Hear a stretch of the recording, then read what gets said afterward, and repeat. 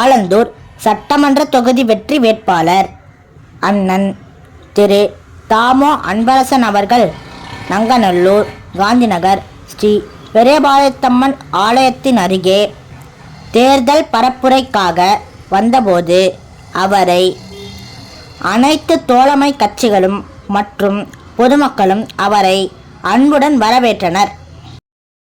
அவரை உதயசூரியன் சின்னத்தில் வாக்களித்து பெருவாரியான வாக்கு வித்தியாசத்தில் வெற்றி பெறச் செய்யுமாறு அன்புடன் கேட்டுக்கொள்கிறோம்.